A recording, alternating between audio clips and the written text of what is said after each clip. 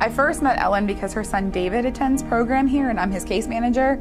So that's how I first knew her. She was still working as an art teacher and her son was coming here, and whenever I would have progress review meetings for him, she would come in for all of them. So she was always really approachable. I'd call her, she was always right there to answer any questions. So that was actually how I first knew her, was just as a mom.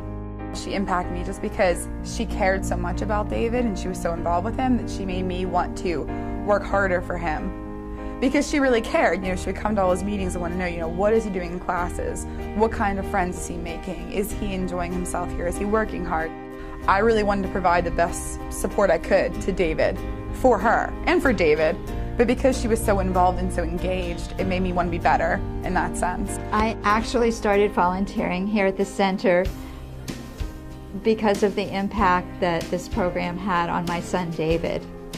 He began here a number of years ago, and it was just a fantastic opportunity for him to grow socially and certainly educationally. He had had such a successful experience at UCP, and I thought of volunteering as a way of thanking the staff and just showing my support of the wonderful program and the enrichment experiences that he had. He enjoyed coming here. I met Ellen by her volunteering in my art class probably about 3 years ago, and she is a dream of a volunteer. Ellen has had a huge impact in the art room. She adds such a positive energy, and she's really reliable, and she's there all the time, and she's dedicated, and everybody loves her, and you can tell she loves it, and she just adds a great dynamic. My favorite thing about Ellen, she's funny. She's just a great person to be around. She helps me just by just getting the paints ready, and she's really inspiring.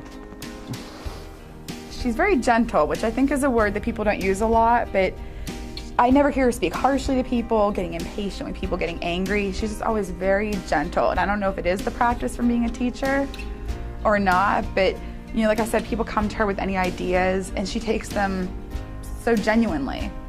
And I think everyone has had a person in their life where that person took them seriously and cared about what they had to say, and you never forget that kind of person. I think that's who she is to our participants. She's someone who thinks they're important people.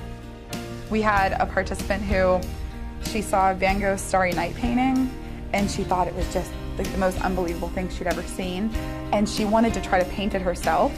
She wanted to recreate it, one of our participants. So Ellen sketched the whole thing out for her beautifully, in the proportions she needed to paint it. And that was just the first major project this participant had done. So then when she was able to paint it, I actually was in the class where I was able to help her paint it.